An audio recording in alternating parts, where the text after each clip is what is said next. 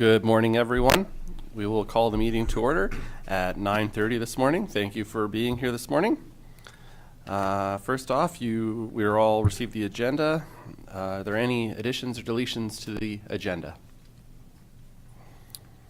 Seeing none. John? Thank you, John. John has moved the agenda as presented. Any discussion? Seeing none, I'll call the question. Those in favor? Opposed? Carried.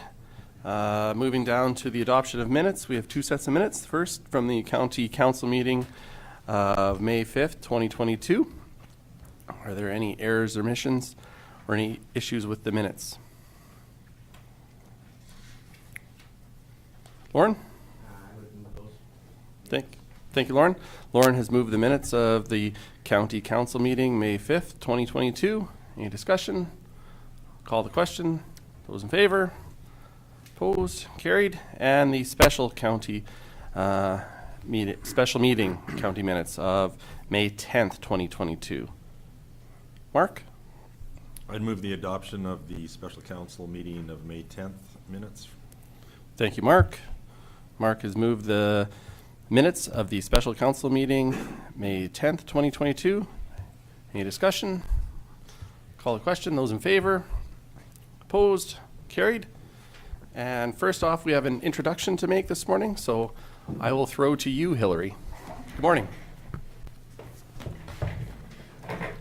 Thank you, Reeve Campbell and Council. I'm pleased to present to you today Nathan Hill. Nathan's going to be the new development planner for Lethbridge County, so he will be taking over all the development officer duties, so taking in phone calls, all those inquiries, dealing with our development permits, and sorts of sundry things that I assign him, I guess. Anyways, Nathan comes from us. He previously worked for Vulcan County, and he worked there also as a development officer and as the municipal assistant. So he has some good rural county experience, so we're pleased to have him here today. So I'll just pass it to Nathan briefly. Hi all, I'm happy to be here, and I'm looking forward to it. Yeah. Well, thank you very much, Nathan. We're glad to have you, and welcome to Lethbridge County. Thank you. Thanks so much. Thanks, Hillary. Thanks.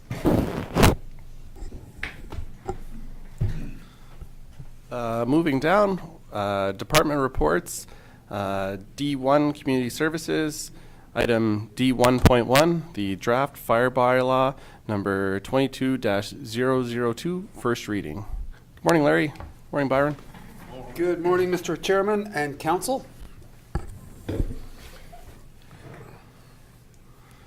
So as the Reeve noted, we are introducing and hoping for first reading of draft fire bylaw number 22-002 today. Currently, Lethbridge County has 4 separate bylaws that in one way or another touch on fire and burning permits and that sort of thing. They are the stubble burning bylaw.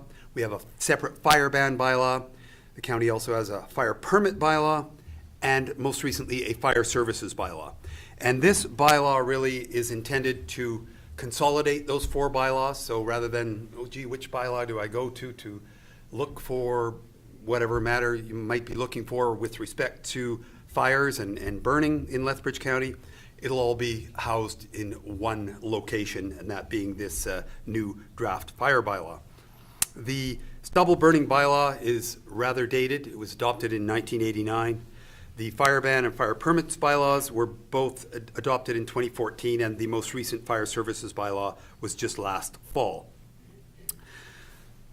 Just go a little bit of detail here, not a whole lot. I trust you've all had the opportunity to see the report and have a review of the bylaw.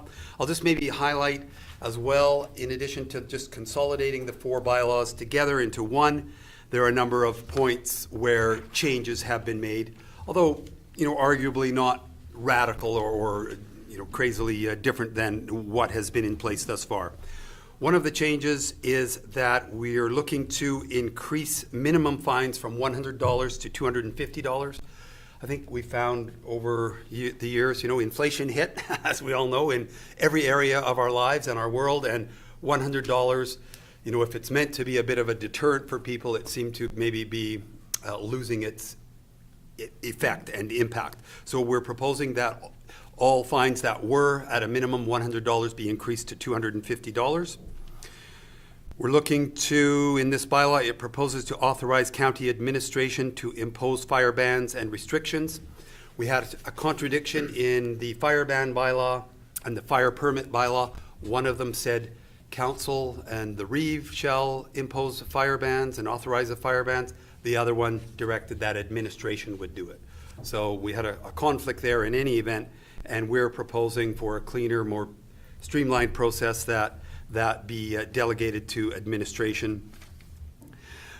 Also, the bylaw would provide more information regarding the declaration of a fire restriction. There are fire restrictions, fire bans, and fire advisories are kind of the three levels that can be put out by a municipality. Historically, I think Lethbridge County has really just used fire advisories and fire bans. Last year, we started to use fire restrictions a little bit more of a technical element in between the most severe end of the scale, that being a ban, versus the lighter end of the scale, that being an advisory. So we have some more information in the bylaw that currently we didn't have about that. We're looking to formally delegate council's authority to appoint fire guardians under the Forest and Prairie Protection Act to the Chief Administrative Officer. That's really just giving a fire guardian, an appointed staff member essentially, the ability to issue fire bans and other kind of technical matters. And if there are technical questions on that, I think our fire services manager would be able to answer those. Some of the position titles have been just updated to reflect current reality. We're removing reference to the capital budget and equipment allocation in the bylaw from last year, the fire services bylaw. Some minor changes reflecting those made at the provincial level in their legislation. And again, as I noted, streamlining 4 bylaws into one. And no changes to the firework permit system have been introduced in this bylaw. They are identical to what the county has been utilizing for the last number of years. With respect to alternatives and kind of pros and cons, again, we're recommending first reading of the bylaw today. That way it'll give council and perhaps members of the public, if they see this and are aware and have any questions of the county, some time to ponder those before council might consider second and third reading, presumably at the June 16th council meeting. The advantage there, again, combining 4 bylaws into one, and those other points I just noted that identify what the changes were. Also allows council, again, time to just consider any changes that they might like to see before giving final consideration to the bylaw. Can't really identify any disadvantages to this, Mr. Chairman and Council. Option 2, of course, is kind of the flip side, to not approve the bylaw. Again, we're not seeing any advantages there, perhaps some disadvantages, leave the outdated bylaw in place and the other bylaws with just some outdated wording and that one conflict between the 2 bylaws that I identified. With respect to financial impact, I touched on the fact that we're proposing that the minimum fines for violations be raised from $100 to $250. I suppose the jury would be out whether that might increase revenues or decrease revenues. I suppose it depends how people look at whether they're willing to risk a $200 fine in the event that they have a violation of some element of the bylaw. We did attach the bylaws that we propose be rescinded to this, the 4 bylaws, and as well we have attached the new draft bylaw 22-002, of course, for council's review, and I believe that was sent out earlier, and hopefully you've had a chance to look at that. When we first started this process, Mr. Chairman, what we did was we took those 4 bylaws and we started to kind of draft our own, and we ended up getting some legal counsel on that, some legal advice, and the advice was something along the lines of, well, I could take your bylaw, which looks pretty good, guys, good job, at Lethbridge County drafting this, but I'll go through it and I'll mark it up, and it, may end up getting a bit clunky. I'm an expert in this. I've been doing it, I think, for 7 or 8 years, the lawyer indicated, for rural municipalities all over the province. So we had a high level of confidence in his knowledge and experience and ability. And he said, how about if I take, the concepts that you're looking for, and I will give you a kind of brand new, right from scratch bylaw that, if you wish, you can present that to council, and council can consider it and go from there. So that's what this bylaw is: thoroughly vetted, drafted, crafted, massaged, manipulated by an expert lawyer in this area. So I suppose that would be my report, Mr. Chairman. Thank you. Larry, do you have any more adjectives? How much is he paying you to say that? Larry's getting paid by the word too. Thank you, Larry, and thank you for the colorful vocabulary. I appreciate You're welcome. it. Thank you. I didn't expect that kind of reaction, I must say. Thank you. You're welcome. Council, any questions, discussion? Lauren? Thank you, Mr. Chair. Just maybe more of a definition questions. On page 7 of the new bylaw, you talk about authority and responsibility of the fire chief. By the fire chief, you're meaning the fire chief of the unit that responds, or what do you mean by that exactly? If I may, through the chairman, previously, earlier in the bylaw, it defines the word fire chief in it. If I could find it real quick, the individual appointed ahead of the fire service or their delegate. So any fire service that we contract or whatever, that's the fire chief. Okay. And then on page 9, just a question: what is a smudge fire?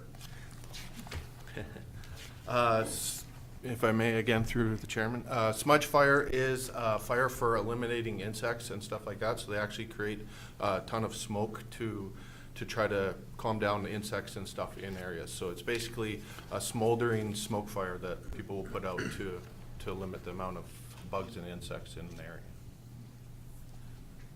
And one last one, on page 10, underneath fire permits, an application for a fire permit shall be made on a form approved by the chief administrative officer. So, is that not kind of almost too much for the chief administrator to be doing? Shouldn't it be the responsibility of say, you, instead of? Like, I'm kind of... I'll let you. You want me to answer it? Can you just read it for me there? I'm sorry. Which one is it again, sorry? Oh, it's 17 on page This 10? one? Yeah. It just said an application for a fire permit shall be made on a form approved by the chief administrative officer. Okay, yeah, if I Oh, may. yeah, through the I chair. can, sorry, Oh, go I ahead. can. Just the forms approved, that doesn't mean that I approve every permit. The form is approved by me, the permit form, but actually the fire, what's your exact title, fire? Manager of Fire Services or Fire Guardian needs to approve each permit. So instead of we talked to the lawyer a little bit about this, and he says that way it blankets it. That way, if we change our fire permitting process again, as we just did, we don't have to bring it back to council or anything to approve the form. The chief administrative officer approves the form that I bring forward to her and present as a tool, if that makes sense. Okay, I just was very kind of unclear when I read it, so. Believe me, I do not want to approve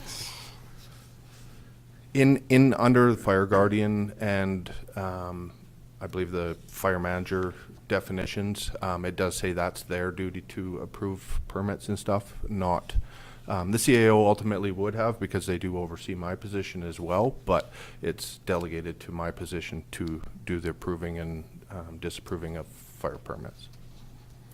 In the absence of the person fulfilling that role, is there then also a power of delegation then as well?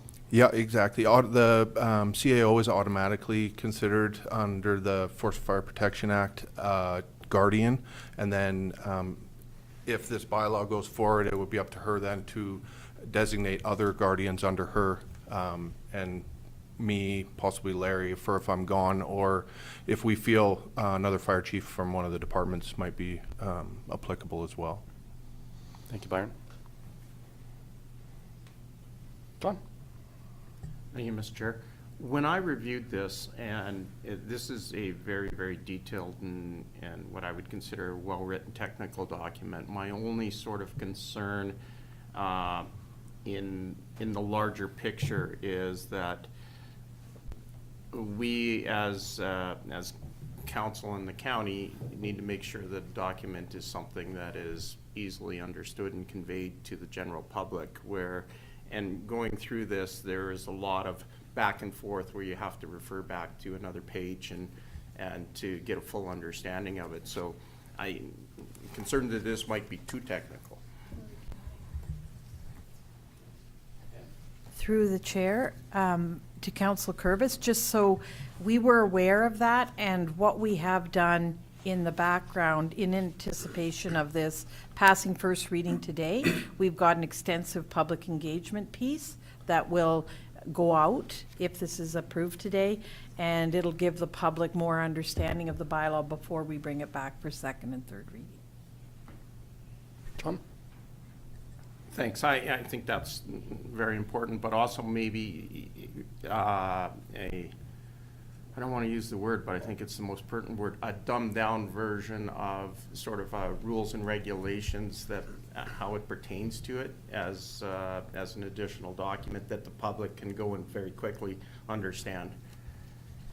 Byron? If I may, Mr. Chair, we are working once the, like CEO Mitchell said, once the first reading is passed, myself and a couple other staff are putting together quite a detailed thing to send to the public to inform them of the changes and of, we're doing stuff on the side already of more explaining how stuff's being processed. We got the new fire permitting process that's got to go out. So there's quite an elaborate source of events that'll be going out to support this document for the public too. Thank you, Byron. John? Thanks. Given that, I'd like to move that the fire bylaw number 2022-02 be read for the first time. Thank you, John. John has moved the recommendation that fire bylaw number 2022-02 be read a first time. Any further discussion? Eric? Yeah, one point on, thank you, Mr. Chair. One Yeah. point on further discussion. Who previously imposed fire bans and restrictions? Was it the CAO or was it, who did that? If I may, Councillor, we actually had a process, since I've been here, I've made a recommendation to administration, and then they've had to meet with the REEV to actually implement it. So we're trying to simplify that so that if, people are away or whatever, that it comes more to the administration side is really a need. And ultimately, I do a lot of research and stuff in that regard, so my recommendations have never been went against anyway, so just to simplify the process. Anything further? So John has moved the recommendation that fire bylaw number 2022-02 be read a first time. I will call the question. Those in favor? Opposed? Carried. Thank you, Larry. Thank you, Byron. You're welcome. Thank you, Council.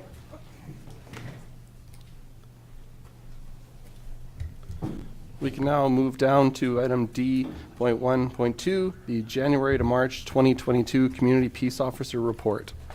Morning, David. Good morning, Council. Morning. So it's my report for January to March 2022, so the first 3 months of the year. And this report is an overall summary of the county CPO program. The Lethbridge County Peace Officer Program was established in 2013. I have been issued an appointment and authorization by the Solicitor General of Alberta to enforce provincial legislation that includes the Traffic Safety Act and all the regulations underneath the Traffic Safety Act, which are quite a few, and the Gaming and Liquor and Cannabis Act, Dangerous Dog Act, and Animal Protection Act. And of course, I also enforce all of the counties, county has a lot of bylaws, but there's, I don't know, maybe 5 or 6 that specifically pertain to what I do. And I also work closely with Public Works, Planning and Development, and Fire Services. I do a ton of education and enforcement, more so education on the dog bylaw than enforcement. Same with the fire permit bylaw and the unsightly premises bylaw. And also weigh and inspect commercial vehicles, that those are continual and ongoing part of what I do on a regular basis. For the first 3 months, there were 42 case reports created during this period. So when I say case reports, those are mostly cases that, or reports that the public calls me about. All those have to be documented, compared to 24 within the first period of 2021.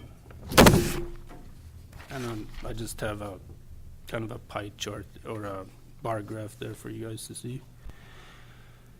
So some noteworthy accomplishments. Actually, I'll just pull that up when I'm at it.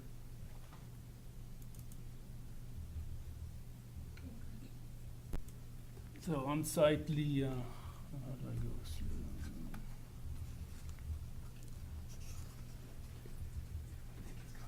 Is this the full view? Slideshows at the top. It's that one. This one? Yeah. There you go. There you go. So unsightly premises. This is a property in one of our hamlets, and these can be very time consuming, or they are very time consuming. Many conversations with the homeowners, just trying to inch them along week by week or every 2 weeks. And this particular property actually came to us from another municipality in the, well, it's not in the county, but from another municipality. That problem got brought into our vicinity. But after many months, it finally got cleaned up. It was a successful cleanup. But like I said, many hours spent talking with the homeowner and with the renters. At the end of the day, that's what it looked like. So that's I consider that a huge achievement. It's a good day at the end of the day when I see that. I'll get into that later. So some of the challenges, this is kind of a little bit dated now since I wrote this report, but up from when I first got here, there's another employee here that made basically a handshake agreement with a contractor from the city to house Lethbridge County docks. And then that now has fallen apart. So the city the city owns the animal shelter, but they hire out a contractor. So that contractor entered into a handshake agreement, and they used to take our docks. So if we got a dock complaint, the docks got dropped off there, and then if nobody claimed the docks, then they were responsible to adopt the docks out or do what they do with them. Most times they got adopted out. So that I got a phone call late in February to say that the contractor got let go. They brought in a new contractor, and our dogs they're basically not going to take in our dogs anymore. However, they didn't completely close the door. They said we can maybe revisit this within 6 months. So they haven't completely closed the door on us. So then after that, I went and Rich Regional Public Safety Services, did cover Raymond and Counter Warner. They kindly said we can use their kennel. But then there's always the issue, okay, if I keep a dog, what do I do with it after 72 hours? Because we're required to keep it for 72 hours, and then we either have to adopt it out or put it down, which nobody wants to do. So then it's up to me to try and find an agency that will take it. Again, that's very time consuming.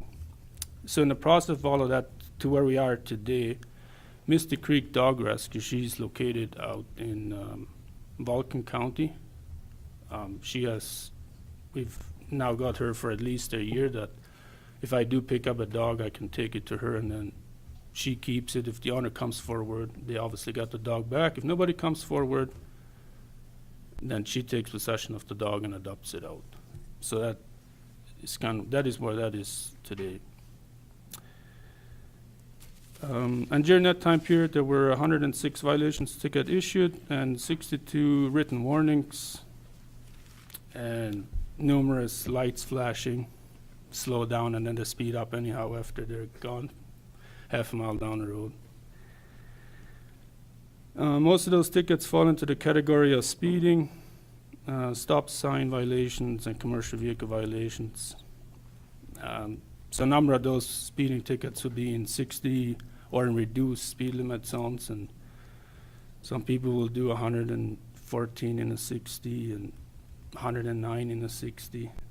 And I'm talking they're well into the 60, they're not just coming into it.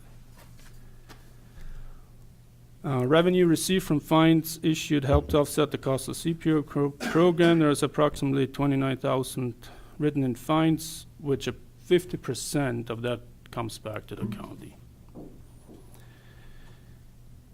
So just on the PowerPoint here, I just have a picture on here where it just shows where I use my portable scale. So I got in my truck for weighing. This particular truck is a like a full semi-trailer truck. And then I got a complaint about this individual who's driving down one of our roads and losing his branches, and I just happened to be at the right place at the right time, and I got some education on that one. And then, of course, here's one of our stray dogs, and that particular dog went to Mystic Creek Dog Rescue.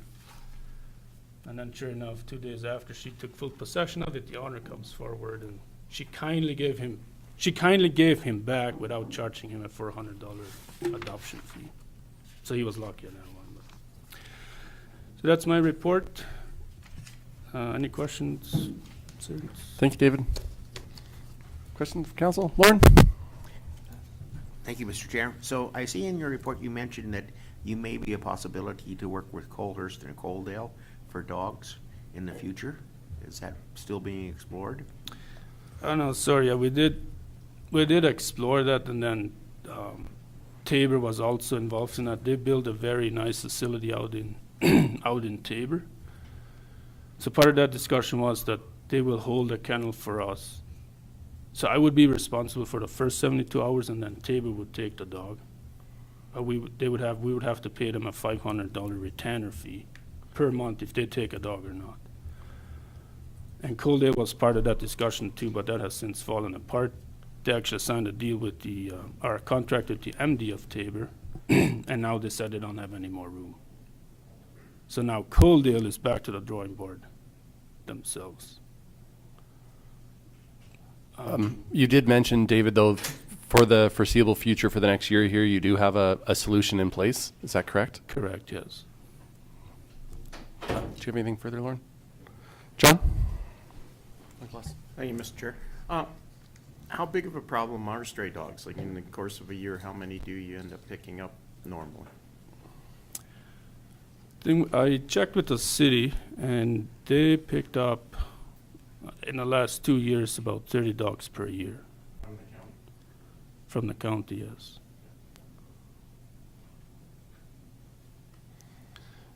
Any further questions from council? If not, thank you very much, David. I appreciate the report and everything you do. Thank you. Thanks.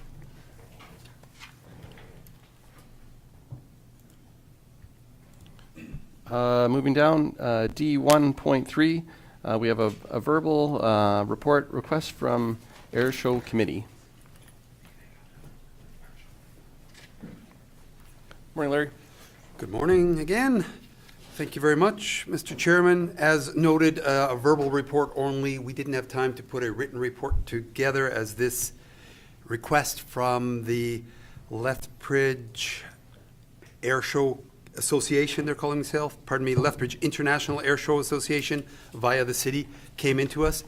As we had asked them to do, if they had requests specific of the county, please outline them and provide them to us. They've done that. And I'll just quickly go through, Mr. Chairman, there are 3 requests and they're fairly straightforward, and I guess we're looking for some direction out of this as to whether council wishes to support what they're requesting, and if so, staff can then get to work. The first one is they would like to close during the air show, Township Road 82 and the east portion of Township Road 82A, just to restrict show attendees from parking just outside, on the perimeter of the airport and observing the air show without kind of going in and paying their fee, and at the same time clogging up the roads and so on. Lethbridge County did do that in 2017, the last time there was an air show 5 years ago. I should also point out, just so everyone is clear, the air show is proposed to occur on Saturday, July 30th and Sunday, July 31st. And the gates would be open from 10 a.m. until 7 p.m. There'll be no later evening shows, no Friday evening show, as I understand there have been in past events. So they've asked for the county to do that.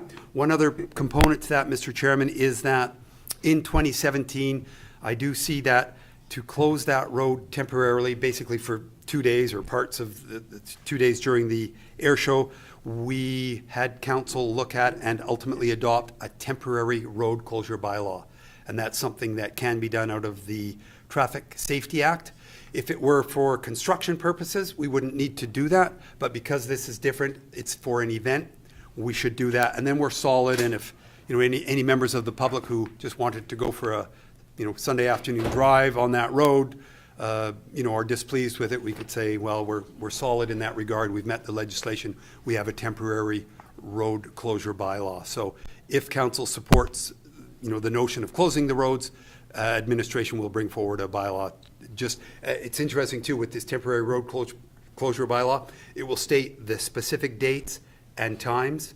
And once those times expire, in this case, only 2 days, the bylaw kind of expires, has no further force and effect. So that was the first request, to close the road.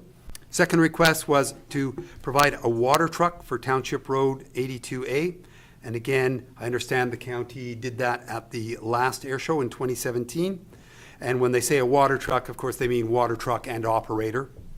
So we would need to arrange for that. The third and final request they have put forth to us is to allow and provide for our community peace officer to be present those days to basically monitor the perimeter of the air show and just make sure that county concerns are, if any, are being dealt with, or if there are any nearby residents who are having issues, we've got someone kind of on hand who can address them right then and there and just make sure things kind of go under control and be eyes and ears for Lethbridge County should, anything get out of control or become to a level where it's not acceptable.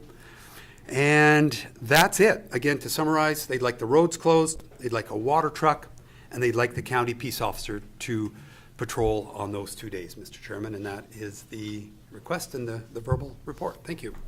Thank you, Larry. What is administration looking for at this point in time? Is this information today to direct staff to bring a report back, or how would you like to see this proceed? My thought is, Mr. Chairman, if council is supportive of these measures, or some of them, or however they wish to proceed, but a motion, something very general in nature, that Lethbridge County Administration proceed with providing the request or supporting the requests given from the Lethbridge International Air Show Association, and kind of move forward on them. However, just some general wording, and that way we could draft a bylaw, present it to council on June 16th, for example, for the road closure, if council supports that, and make arrangements with staff and equipment and so on in Lethbridge County to make sure we have people dedicated and available for the dates of the air show. Thank you, Larry. We're looking for clear direction today. Thank you. Thank you. Claus and then John? Thank you. Oh, sorry, and Lauren? The dates that you said, was that 11 and 12th? July 30th and 31st. 30 and 31st. You were close. 3 weeks off. Prime seating. John, did you have something? Yeah. Thank you, Mr. Chair. Would it be possible, for the benefit of the new members, to pull up which roads we're talking about here, so we could see it? Sure. Yeah, do we have the yeah, we do have the And- No, go ahead, Devin. You're the expert. Go ahead, Lauren. So it's the one on the going east from the airport, right by the mobile home manufacturing plant there, going over towards McNally School. and it's the one on the north side of the airport that goes kind of west and curves around. And Can you do Vanna? You can see the cursor. We prefer Vanna. No, that's fine. Thanks. Don't elaborate. Lauren, did you have something further? Just a question before, Larry, we did more roads than that. Is that not a request now, or just those two? Well, thank you, Councillor Hickey, through the chair. They've just said Township Road 82 and the east portion of 82A, so that's all they've asked for at this point. Ann? Yeah. I believe my understanding is that they've got to scale down to what they did in the past, and perhaps that may be why. Anything further from council? Eric? Thank you, Mr. Chair. Are we getting anything for this other than showing our cooperation? No. Okay, no recognition, no nothing, we're just cooperating. Regional collaboration. Very nice. Klaus? I know, we're not quite really excited that this went without the county being mentioned at all. But I think in the, looking at the positive side, I think that a lot of people are going to be seeing what's going on in that area of the county, and the businesses that are probably around there, and I don't know how many there are, but I mean, they're probably going to be benefiting from it too. Anything further from council? Lauren? Would you like a motion to? Yes, I please. would move that council bring forward administration bring forward a bylaw for road closures and to act on the other two requests for the water truck and the peace officer. Thank you, Lauren. Lauren has moved to direct staff to accommodate the requests from the Air Show Committee and bring forward a road closure bylaw. Any further discussion? Not, I will call the question. Those in favor? Opposed? Carried. Thank you, Larry. Welcome, thank you.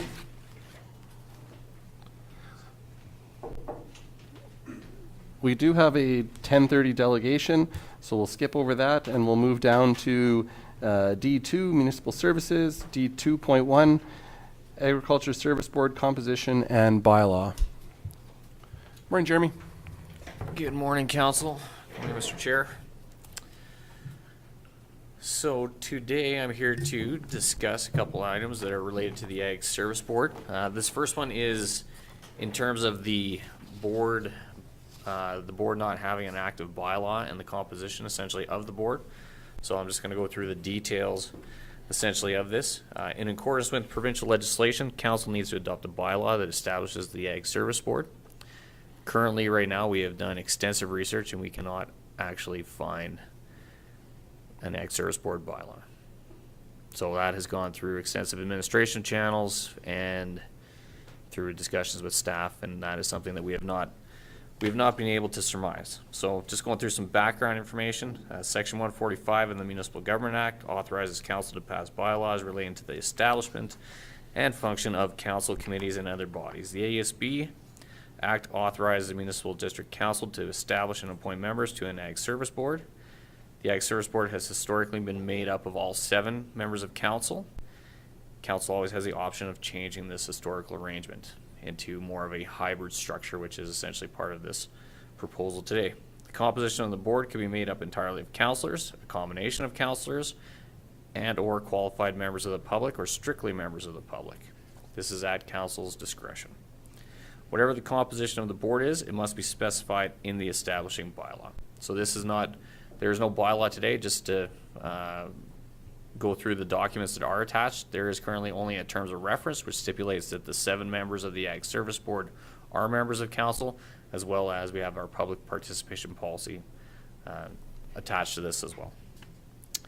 So under the governance pillar in the county's new strategic plan, it states our public understands our policies, our public is aware of our policies. Under the region pillar in the strategic plan, it states our public feels informed and there are a number or a variety of ways for our public to engage in the community.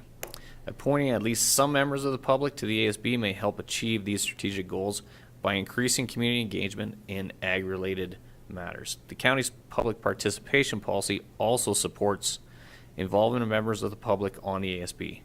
Duties of an ASB are defined by legislation, are included as an appendix to this report, as I just said. The MD of Willow Creek, and I know a few other, the MD of Carson County have these hybrid models currently in place. Willow Creek in particular currently has 4 council members and 3 members at large on their ASB, and have indicated to us from our research that this has been a productive composition for them. So the alternatives that are presented here, or the direction we essentially need from council is in the creation of this ASB bylaw, that either in the bylaw that we stipulate that it maintains the current membership of the 7 council members. The pros with this, it'll meet all the legislative requirements and will have the established bylaw. The cons provides no opportunity for the external community involvement in the ASB matters, which is part of our public participation and as we talked about in our regionalization approach. The option 2, create an ASB bylaw that establishes a membership of 4 council members and 3 members at large to be chosen and appointed by council. The pros of this will meet the legislative requirements as previously stated, and this provides an opportunity for external community involvement in the ASB matters. The cons of this is obviously a large fundamental change in what has been historical practice from the county, where all members of the ASB were members of council. As far as the financial impact, members of the board, council essentially receives salary and so on as part of their expenses. So for any incoming members that were essentially at large, there would be the things of reasonable allowances for traveling, subsistence, and out-of-pocket expenses. So annually we attend an ASB conference. There are also several other ASB related activities throughout, so those would essentially have to be related on some kind of per diem basis if it was an at-large member as well. So the reasons for the recommendation today is to increase the transparency and public participation, and the recommendation that we have before you today is that administration to draft an ASB board bylaw that establishes the board with a membership of 4 council members and 3 members at large, and further to that, the ASB terms of reference be amended so as to not conflict or duplicate matters in the addressed bylaw. Thank you, Jerry. John? Thank you, Mr. Chair. When you're drafting a bylaw, is it necessary for us to specifically stipulate 7 members? Or can we draft a bylaw that says not less than 7, not more than, and pick a number, and then draft it in the sense of for council that not less than 4 council members? Is there ability to do some flexibility in that way? Through the chair to Councillor Kurbis. Yes. Any bylaw? Yes. Okay, there you go. You can stipulate whatever you want within the bylaw, but it needs to be concrete, right? It can't be like, well, we could do 5, we could do 7. It needs to be, if we're going to have appointed members, it's 7 members, and this is the composition. Whether it be the 4 members from council and the 3 members at large, or is it potentially 5 members that make up the ASB, and it's 3 members of council and 2. It needs to be, the bylaw needs to be specific, right? It can't be vague. Well, that's outside of my ask, but sorry. I'm confused. So can we do a bylaw that says the board is not less than 7 and not more than 11 with not less than and not more than council members and members at large? Yes. We can? Larry and then Ann? Thanks, yeah, I'm not sure about a range, if you establish a minimum number maybe, and that way, if for some reason someone resigns or something, I've seen it between 7 and like 9 or something like that. I've seen those before. But we'd check it obviously. Yeah, we can Yeah. check, yeah. Ann first, go ahead. Just a thought too, while council's deliberating this, is because we normally appoint people at the organizational meeting in October, if you are considering doing this or making any changes, it's something that we think, if we implement the bylaw, that we put it off until October, when we're making all the appointments for the other boards and committees. Lauren, did you have some? Lauren and then Mark? Thank you. Just, I'm kind of confused on the number of people. I don't know why you'd want to go more than 7, I guess. Why would you want to make a committee more than council, the size of a council? I'm just kind of confused on that one. And I have another question under scope, but I'll leave that till Liz is done. Mark, did you have some? No, I just going to say, out of the 2 options, I'd support the second option with going to a, with, as it's presented, with 7 members, 4 being council and 3 being external. And that's just, to me, that's the transparency piece. It makes more sense. I talked about that when I first came on council and was learning about the Ag Service Board. I was questioned why it was just council. So I think it's important that we do have that. And I think, I agree with Lauren. I said the 7 is fine. I think we start throwing variation numbers out there. You can put it, your terms of reference are reviewed annually, I think. So it's not that it's written in stone, but I think when you start throwing that 7 to 11 piece out there, that just creating more confusion. So I think if we nail it down, clearly say what it is and who the composition is. Council has 4, there's 3 externals. Council still has the controlling, votes at the end of the day. So I think that's where I stand. Thanks, Mark. John, and then Klaus. Thank you.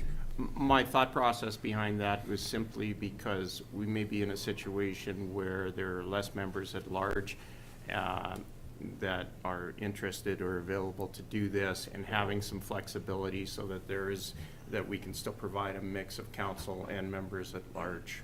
So that was my only thought process, and I've seen it on non-government boards. That's why I've asked. Thank you, John. Klaus? Yeah, my, like we're setting up the bylaw here now, and administration is working on it. Wouldn't it be better, I know what Ann just said, but wouldn't it be better if we establish what we are planning on doing, and then by the time that we get the organizational meeting up and going, that we know which route we're going to be going, either with the, with the just council members and members at large, or in that sense. Thank you, Councillor Van Der Veen. Since the organizational meeting is typically in September, October, there's obviously a large period of time to essentially for council to make a decision on what that is. Administration would like direction as to where we need to prepare the bylaw, because there could be 2 draft versions based on that. Preferably, we like to have 1 so we don't have too much of a variable essentially in this. Eric and then Mark, please. Thank you, Mr. Chair. Members at large, how do they get on it? Is it I doubt it being a election, but is it just applications and council reviews applications? How would that go? I will have to defer to CAO Mitchell. Yes, you're absolutely right. There's application process like there are on the other committees for members at large, and then they would be reviewed by council. So I guess, Eric, we've done the subdivision appeal board, soil conservation, so there is examples where staff has brought forward kind of a summation of the applicants. There would be a form, and then we have vetted that in the past. Sorry, who did I have next? Back again. Yeah, just to clarify my understanding. So there's nothing that says we can drag, my understanding is let's get the direct administration to go ahead and come up with a draft bylaw. Gives us time. And then we don't pass or address it until the September meeting just prior to the organizational. Then it's in effect and then it kicks in. We don't need to do it right now. But it's just to have the council to make a decision on, are we going to keep it 7 councillors, or are we going to do the hybrid and just give administration direction so they can start doing the backgrounding work on that. So is that... Lauren? Thank you, Mr. Chair. I understand where you're coming from, but if you want to go to 3 members at large, I think it'd be best to pass the bylaw, say in August, Or, so you could actually apply for people to apply? It would be nice at that organizational meeting to have Somebody have a on- slate, right? Yeah, I would agree. Sorry, Jeremy? Thank you. The one comment I would make on that is we do typically have an ASB meeting in early September, at which point we've brought forward the terms of reference in previous times, and I think it would be probably timely that we bring forward the bylaw and the terms of reference again at that for approval by the ASB, the existing ASB board as it is compromised, and then that could go to the organizational meeting, because the organizational meeting, I believe, is October, so it's a month later. So that would give that month transition time, essentially. So ASB bylaw and terms of reference are brought to the ASB board meeting in September, and then at the organizational meeting, that's when council could either adopt the bylaw or give direction, essentially, of what that bylaw is going to be and that composition is at that time. Anything further from council? How would you like to proceed? Claus, and then, or do you have a comment, Claus? Yeah, well, I was going to make the motion. Lauren, did you have something? I just had a question on Yep. scope, if that's okay. Yeah, of course. Thank you, Mr. Chair. So you mentioned the Animal Health Act. Exactly how far does that go? Like I'm just wondering, because in the county of Warner, they had an incident where somebody wasn't feeding their animals and they were in dire state of neglect. Is that what the Animal Health Act means? Do you get involved in that, or is that somebody else who does that? Or what does that mean? As far as my expertise, I would have to defer that question to the supervisor of Ag Services, who would be Gary Sechrist, our designated ASB fieldman. As far as my knowledge, as far as the Animal Health Act, we are there to support. Obviously, the province has more authority in those type of matters than we do.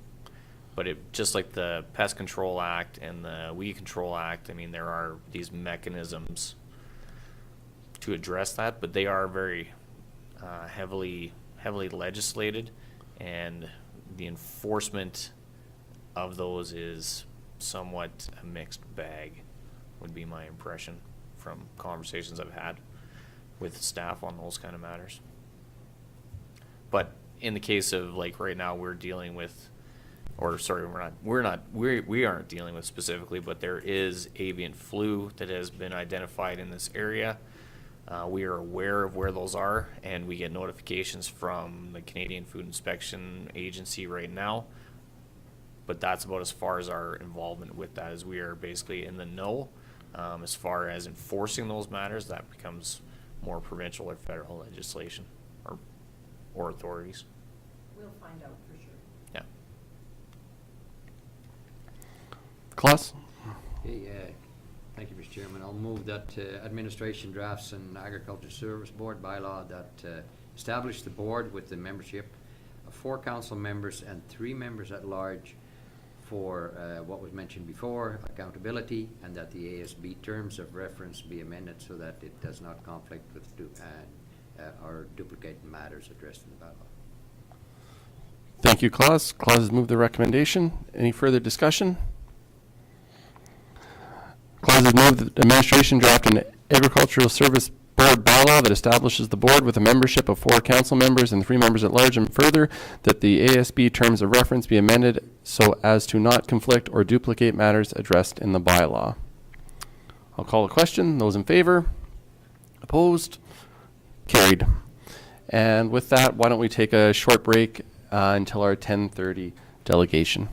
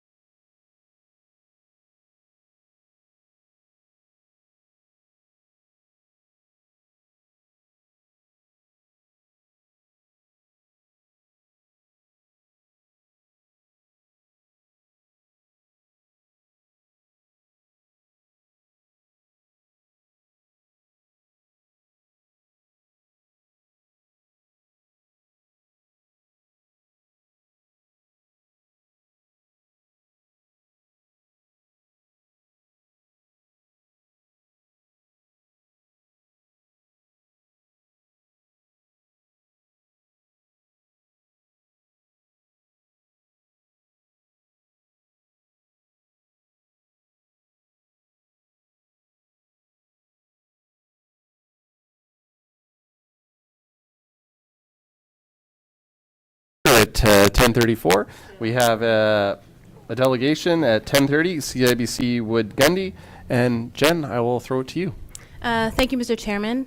We do have a couple representatives, as you mentioned, from CIBC Wood Gundy. As council is aware, we do have some bond investments with Wood Gundy, and James and Sherritt are going to give us an update on our investments and a little bit of an economic update as well while they're here. So I'll just allow them to introduce themselves, and we'll go from there.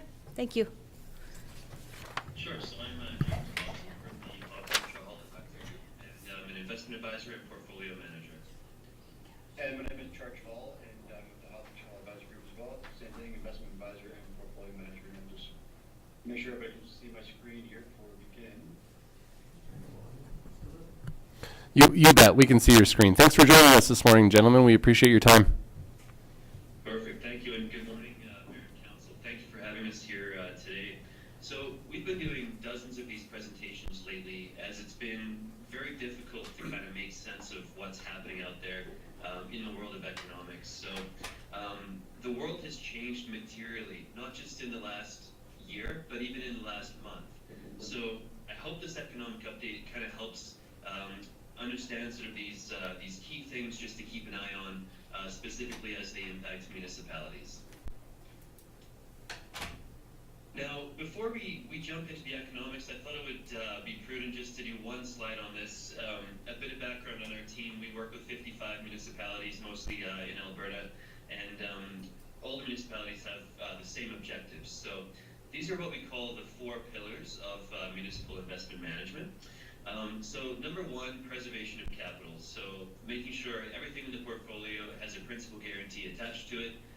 Everything we do is MGA compliant, and everything is backed up by a Big 5 chartered bank. So in terms of safety of what we're doing, unless Royal Bank goes bankrupt, which is extremely unlikely, our money is safe in the bonds that we're in. Rule number 2 is risk mitigation, so making sure we're diversified across the various asset classes. So we have the portfolio staggered, not just amongst the different banks, but also different maturities. So we can take advantage of these higher interest rates as they occur. Number 3, return on investment. This has become really important in this sort of high inflationary environment. To give you a concept of how much things have changed, a year ago we were struggling to get 2.5% on a bond. Now we can get between 4 and 6% on a bond, so more than double what we were getting just a year ago, which is really important in an inflationary environment because we want to make sure we're protecting our reserve funds and preserving our purchasing power. So anticipate that the investment revenues should increase over the next year or two. It's going to take some time, but we can now reinvest cash flows and notes as they mature at higher interest rates. Number 4, liquidity needs. So making sure the portfolio is structured so that we have the funds available when you need it. Again, the bond letter is set up so that we have liquidity if and when the funds are needed. So I'll jump into the economics here. I'll start out with just sort of like a 30,000-foot view of where we've been and where we are now. So these 2 charts here, the left shows you Canadian real GDP since the start of the pandemic, and the right shows you Canadian employment through the same cycle. And what you'll notice here, the dark gray line, that's the COVID-19 recession, and it's mapped against the red line, which is the financial crisis. So a couple things to point out. You can see just how sharp and deep the recession was, but also how quickly we've recovered. And the good news is not only have we made up most of or all of the lost ground, we've actually started to exceed the growth of our pre-pandemic trend. When it comes to employment on the right, it almost maps identically with the GDP. As you can see, we've way overshot where we were from an employment standpoint. This was mostly a services sector recession. So the jobs that were lost were quite easy to switch back on, things like restaurants, hotels, things like that. So this has created a very tight labor market, which is adding to inflation, which I'll get into next. So just to illustrate how extreme things are right now, this chart here shows you U.S. inflation over the last 40 years. And you can see the extreme uptick we've seen over the last 6 months. And last week, the U.S. recorded their highest inflation number in over 40 years. Canada recorded its highest inflation number in over 30 years. So the U.S. came in at a 4-decade high of more than 8% year over year. This was due to a number of things which I'll get into in a minute, specifically for Canadian inflation. But what happened down south was the federal government dished out so much fiscal stimulus that now U.S. consumers are sitting on over $4 trillion in checkable deposits. So they had a lot more consumer excess spending than we did in Canada. Alberta and Canada, which we'll get into next, is going to fare a little bit better. We see Alberta inflation coming in between that sort of 4 and 5% range for 2022. But to put that in context, that's more than double the central bank's target of 2%. So it's pretty extreme inflation. Now, this chart here just shows you what is causing it, the components. When it started out, it was kind of thought to be transitory, things like supply chain bottlenecks. But now it's become much more persistent, much more broad-based. So the biggest factor is housing. We've seen it here in Alberta if you're shopping around for a house, the housing market has gone gangbusters. So in combination with rising mortgage rates, housing affordability is approaching its worst ever. So it's really starting to put pressure on housing prices, not so much in Alberta because of our soaring commodity prices, but definitely in the big markets like Vancouver and Toronto. The other thing that we've seen is supply chain constraints. So if you've tried to order anything from a couch to a dishwasher, it's taking way longer than normal. They're having shortages of random things like baby formula is a big one, topical one right now. But the problem is it's starting to impact much larger things like capital projects for municipalities. So projects are being delayed, things are costing more, and it's really starting to create a bit of a headache for us. And then last but not least, food. I think this is what we all noticed at the grocery store. Food prices are up materially. This is due to a number of things. Ukraine is the world's breadbasket, so that's really impacted global wheat supplies. We have countries like India actually shutting off their wheat exports because they're getting more protectionist. And then there's been crop issues, heat waves and flooding throughout the world. So, and then last but not least, which chart we'll get into, is soaring energy prices, which, believe it or not, even though you're paying more at the gas pump, is a positive for Alberta. The reason I'm taking so much time on this slide is this is what we get the most questions about. And the other little piece that no one really talks about, which is really pertinent for municipalities, is wage inflation. So for the first time in a long time, the public sector is having to compete with the private sector to attract and retain the best talent. So it's going to be more difficult and more expensive to have the talent that you need and the workers that you need for your municipality. So just keep that in mind when you're setting budgets and things like that. And the last thing I will mention is the cost of debt. We think it's good timing to lock in debt before the Bank of Canada raises rates, but even still, the interest rates that you're going to be paying on debt capital are just going to be higher than they were, say, even a year ago. So next I want to talk about what central banks are doing to combat this. So I'm sure many of you are aware the Bank of Canada and the US Fed have started hiking interest rates pretty aggressively. In Canada, we're at 1%. We see them hiking all the way up to between 2.5% and 3% in the next year, so more than double where we are right now. And this chart here just kind of illustrates, this shows you the high, the top interest rate that the Bank of Canada got to in previous economic cycles. And you can see there in the prior cycle where they were raising rates, they stopped raising around 1.75. Whereas in this cycle, that's the right bars, we're forecasting them to cap out north of at least 2.5%. So we see them raising rates by 0.5% next month, and then potentially even 0.5% at the meeting following that. Last I'll point out on this slide is that the U.S. peak rate that's in the middle there, we see it as having to be higher than in Canada. Their recession risk is higher than in Canada, particularly because it takes more to slow down consumer spending in the U.S. In the U.S., people lock in for 30-year mortgages, so it's hard to impact their spending by lifting rates. But in Canada, people have variable rate mortgages, they have 5-year resets, So as soon as you raise rates, it starts to impact the consumer pocketbooks. And I got a little bit ahead of myself there because this is basically just graphically illustrating what I just said. The left there shows you the impact of a 1% increase in the overnight rate for Canada and the US. And all this is showing that if you raise rates by a full percentage point in Canada, it has twice the effect as it does in the US. Now, this is our interest rate and exchange rate forecast. There's a lot of data here, but just a couple of things to point out. The top line there, that's what I've just discussed, the Bank of Canada's overnight rate, which kind of impacts lending rates and investment rates.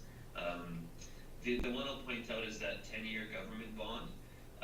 We think interest rates are nearing the peak for investment purposes. So we've seen the Government of Canada bond hit about 3.1%, and now it's starting to trend down, and we see that continuing right through till 2023. This is good news for the investment portfolio because now is a good time to lock in those higher rates so that we can, not to get too technical, but we can crystallize excess gains as interest rates on bonds start to fall over the coming year. So with that said, I will pass it to Chart, and we'll go from there. Awesome, thanks James. So I want to take a second. James talked a little bit about a lot of macro trends there in terms of interest rates for Canada and inflation. And if we want to take a second and actually strip it down by province, it's been over a half a decade since myself and James have had the ability to do a positive economic update here in Alberta. So when the weather does change here, we want to make sure that we're highlighting that for here in Alberta. It's obviously no surprise that with commodity prices rising to where they are, that Alberta is going to be leading the pack. If we look at real GDP on the far left side there, the forecast for this year is 3.6% for growth, with again Alberta leading the pack at 4.3%. And the other mark to note is on the far right side there is the inflation by province. Now, James started this presentation by saying things change materially even over the last month. I would even go as far as saying things change materially week over week. When we put this presentation together, this was 2 weeks ago, in preparation for today's presentation, we had forecasted inflation at 4.5% for the year, with Alberta just under that, around 4%. With where the new inflation data that just came out yesterday is at, this could go as high in Canada to 6%, depending on the supply chain factor and whether that's going to be slowing down into the Q4 this year that was originally forecast. Because the forecast that we have up here has that forecast kind of coming down for the supply chain disruptions. If those disruptions don't go away, we can see inflation hit as high as 6% for the province, and as James said, take about 1% off that is where you're going to see it here in Alberta. Specifically in Alberta, we said we're going to beat the other provinces, and to give you a picture of how awesome it's going to be in this province and why the budget and why we're going to see the biggest beat versus budget in terms of all of our other peers. To give you context, when our Alberta government put their provincial forecast and budget together, within that budget, you could see the numbers. They're basically forecasting a surplus at $70 to $72 oil, and their upper bound range for basically, if we can get to this number, which not very likely at that time in 2019, was $85 oil. So as you guys can already tell by what's on the screen, we're way ahead of the $85 target already. So even without the geopolitical crisis, we're doing pretty good. So Alberta's going to be in a very good economic forecast for the upcoming years. It's been quite some time since we've had that here in Alberta. Now, I touched a little bit on it. I got a price of crude oil here, and we touched a little bit on nat gas as well, but crude oil is an easier one to follow because a lot of it's the one that BNN and CNBC, whoever you want to turn on, follow the most, but it translates over to natural gas as well. So what I want to show you guys in the chart here is you can very clearly see near the end there where the Russian and Ukraine geopolitical crisis actually engaged. So we had oil sitting around $90, spiking up to near 120, just over that, and then back down, I believe, today to about $108. Natural gas has now spiked to $8.50. So commodities, even before the geopolitical crisis, have been in a very bull run. So it's been very positive for all commodities, energy commodities here in Alberta. So it's a very positive news story, right? Any commodity producing areas in the country got a sharp rebound in prices. It's which has been supported by recovery production. For Alberta, why that's good, it's not rocket science, higher profits, higher corporate tax revenue. This component of inflation that James just touched on, energy prices, we kind of like. We call it upstream inflation versus downstream inflation. Downstream inflation, food prices, things that actually impact the individual consumer. Upstream inflation, things like higher commodity prices, are very supportive for economies, not necessarily detrimental. So higher commodity prices, specifically here in Alberta as well, not as bad as all of our counterparts, which is why we're going to see it doing pretty good going forward as well. And the Russian-Ukraine crisis, all it's going to do is exacerbate the volatility in terms of commodity prices. We're going to see a significant amount of volatility going forward. Now, the one difference, and on my previous chart there, I didn't touch on it. Unemployment in Alberta, why it's not going to be picking up, and why we're not going to be doing massive hiring in the private sector like we have seen in previous to $100 oil. $100 oil in 2022 is not the same as $100 oil of the old. Why that is because in this crash, energy companies essentially got really efficient with their balance sheets. They cut labor, they cut unnecessary debt, unnecessary expenses, and they're very hesitant now that they've got sustainable growth in their income statements, in their projected cash flows going forward. They're very hesitant, even with the uptick in prices, to start increasing their capital expenditure programs. So that's why, from a labor perspective here in Alberta, on the majors, that's going to be a little bit of a shift. So $100 of the old is not $100 of the new because of the efficiencies in the balance sheets. Personally, I very much like this because it's no longer a boom-bust cycle. It's sustainable, and we always want to see sustainable growth here in Alberta. We're tired of the whipsaw effects of commodity prices. Now, to give you context-wise, it's also going to be good for Lethbridge County and other counterparts in the area. Capital flows in terms of oil and gas begin with Tier 1, so the higher majors producers, and then flow down Tier 2, Tier 3, so a lot of service sector. The service sector economy starts to get delayed. It's delayed in terms of its positive effect. So we should start to see those capital flows come out near the end of this year. So very positive for you guys as well. Now, going forward, why the world is not necessarily as concerned about, just straight from an economic standpoint, of the Russian-Ukraine political crisis out there, is if we actually map and rank where Russia sits in terms of a global economic powerhouse, in terms of its GDP output. You can kind of see from this chart here, it's not really an economic powerhouse. So from a global economic impact, it's not going to have an impact there. Where it is going to have a large impact, and for who, is going to be in the energy side. Right here we can see the oil and liquid gas imports of Russia as a percentage of the total. You can see that where they're exporting to is Europe. So basically, there's a lot of uncertainty right now in terms of geopolitical risk and negative for Europe, not necessarily North America. What our economists are essentially seeing is this drawing out to basically you have sanctions around the entire country, and when you sanction those countries, it's hard to get their exports out of there. So the exports have to come from somewhere, and that's why it's going to be very positive for us here in North America, because it's only so many places you can kind of get those commodities from. If we were to draw a map, if I were to draw a map of all Canada's exports and Russia's exports, it's almost an overlap in adjusting for kind of the totals of the actual exports. So if you can't get it from somewhere, you got to get it from somewhere else. So it's going to be very positive for North America going forward as these prices continue to rally. But I always have that caveat anytime I do an update here is contingent on commodities getting to market, pipelines, infrastructure, things like that. That's always going to take time to shake out.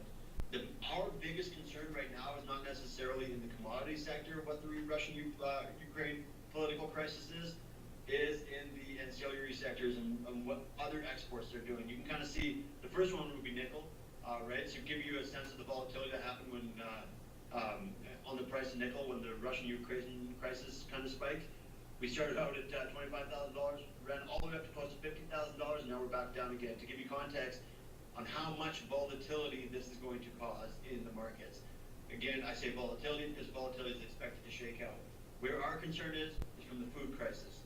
Like James said, Ukraine is a bread basket, and the food crisis is something that's not being talked about, but it's something very important to kind of pay attention to. So That's where we see the focus shifting going forward. However, from an economic standpoint, for us in North America, strictly from economics, not as bad. Now, last but not least, our team will always do a presentation with a yield curve. A yield curve just tells us what rate of return we can expect for the amount of time we're investing.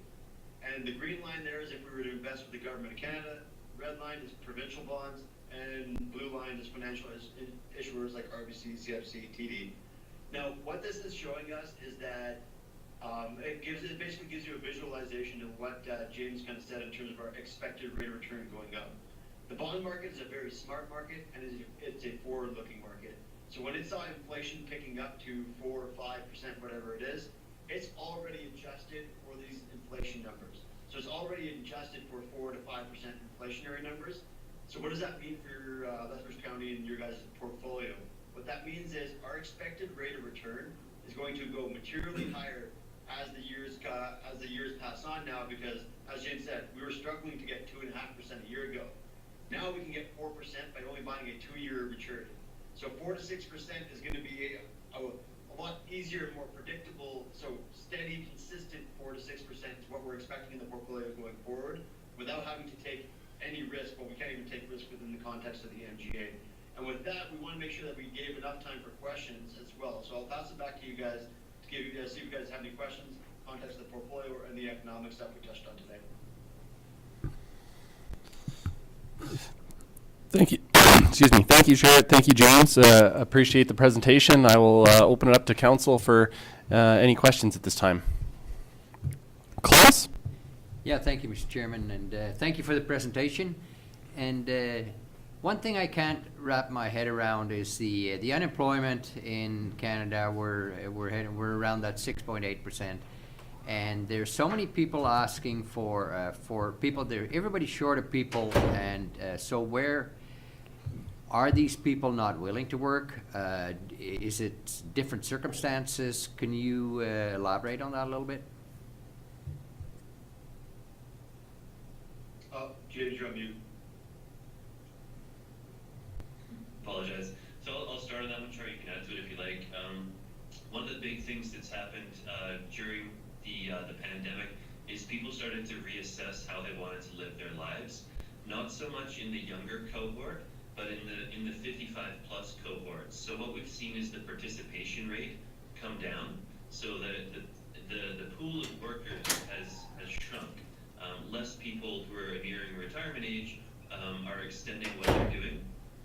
So that's why you're seeing more jobs available than there are employees willing or available to take them.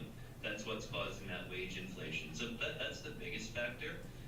Charlie, anything to add to that? No, James kind of hit it right on the head. There's like you said, it's the participation factor coming down in terms of how unemployment the metrics are actually measured. That's a large component of it. And then Alberta's a little bit of a different pocket. I touched on it. Our unemployment number is a little bit higher than the other provinces, strictly for the fact that, like I said, we don't see the capital expenditure programs right now to get that labor growth here in the province. But yeah, we're hoping that, like I said, with this brighter economic forecast and the chart we showed you on population migration, we're hoping we get more people moving to Alberta, and then those fund flows start to come back into energy capital projects if the price of oil stays, if like kind of where it is. Thank you. Thank you. Do you see, with the federal subsidies ending, do you see the labor market increasing in the people who were not willing to go back to work, or what are your thoughts on that? In theory, yes, right? Like, again, economics is a hard one to peg down for that. Yeah, absolutely. Reality is a lot of that should be shaken out already at this point, right? Because what we used to have this chart on, it's a little bit outdated now, but to give you guys context, what we've seen in terms of excess capital, in terms of retail deposits sitting on the sidelines. There used to be, when the Bank of Canada did its stimulus program, $300 billion sitting in personal deposits, sitting on the sidelines, waiting for the economy to open back up. If we were to refresh that chart right now, it's gone all the way down to about 60 billion. So it's adjusted quite a bit, but there's still a good amount of dry powder. So in theory, yes, we should see when that amount runs up. The question is, when is that going to run out? That big drop from 300 to 60 or 80, where that went, is people sitting at home, having cash, not knowing what to do with it, and putting it into the real estate market, less more so in BC and Ontario and Ottawa on the coast, less so here in Alberta, but people taking secondary homes. So yes, in theory, when that shakes up, we still have some capacity to kind of go through with that. Eric? Thank you, and thank you for your presentation. When we're talking about bonds, and you mentioned how bonds are forward-looking to price their interest, but our forecast is changing week to week. Yeah, our inflation numbers have changed from 2 weeks ago, and they're changing at a very rapid rate.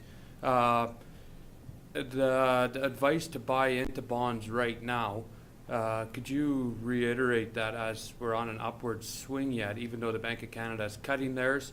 Could you tie that all together a little bit, please? I'll start, Chart. So, great question. What the bond market will do when it's adjusting for that inflation premium is it will spread that out over the term of the bond. So if it's a 5-year bond, it's going to take into account the expectations for inflation, not just for 2022 or 2023, but over the full term of that period. So I'll kind of tie it all together. So the biggest question is, can the Bank of Canada, the US Fed, engineer what's called a soft landing, which is where you raise interest rates enough, just enough, to slow the economy down without causing recession. Now, the bond market has sort of, the curve has flattened a little bit. So that's saying that what could happen is they'll hike rates too much, cause a recession, then all of a sudden they have to cut rates. So that's where you see the bond market is kind of setting its expectation for where is inflation going to be over the next 4 or 5 years, not just in the next year. Hopefully that makes sense. I'll just add to what James said as well. Trying to time the bond market in terms of a month-to-month cycle, you're going to get in some hot water there. Why we're, like what James kind of said, where it's the inflation premium is spread out over the term. How we will manage as your bond managers is we will buy bond ladders. So we'll have even distribution between 2, 3, 4, or 5 year maturity, whatever that may be. That hedges your interest rate risk, because we'll always have something maturing to either reinvest at higher rates or if there's a liquidity need. And cash flow is always coming due that we can then reinvest at higher rates as well in terms of the context of the portfolio. But the other thing to keep in mind, if we buy a 2-year bond at 4%, if I talk about material investing, what James said in terms of spreading the inflation, if I buy a 2-year bond at 4%, I have guaranteed a minimum guarantee of 2% per year for the next few years. If inflation next year comes down to 2%, I have a 2% pickup above inflation. Bond market's smart, so it's going to start buying that inventory and push the yield curve back down. So what that means is it's already adjusted for this year's inflation, and going forward we can kind of see that coming down. When James touched on it, we said the 10-year yields started to peak around 3.15 and then start to taper off in terms of forecast thereafter. That's what we're talking about.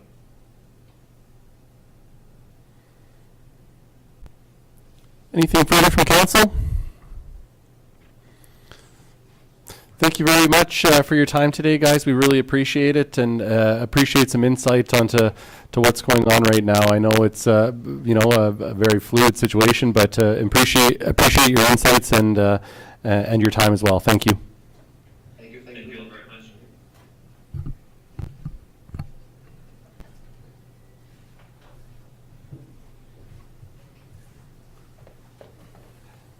Do you want me to leave?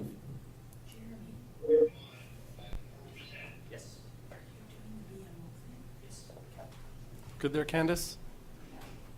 Okay, with that, we can move down to item D 2.2, 2022 Calgary Stampede BMO Farm Family Awards. Jeremy? Thank you, Council. Or thank you, Mr. Chair. So, the Calgary Stampede family, this is the BMO Farm Family Awards. We had already nominated through the ASB a nominee for that, which is and we have it spelled properly this time, is the Vanden Elzen family from Division 2. I am sure we have clarified this one at great length. As far as previous council direction, historically the councillor of that division in which the nominee comes from resides in is selected with a guest of their choice to join the nominee in the day's activities. 2 spots are available at no extra cost.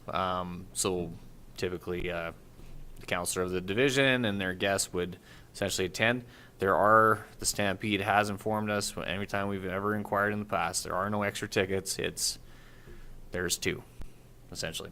So, what we're looking for is essentially, because of the farm family being from Division 2 and past history being that the nominee from that division or the counselor of that is there to represent. So essentially we need a decision from council in order to basically have the attendees approved.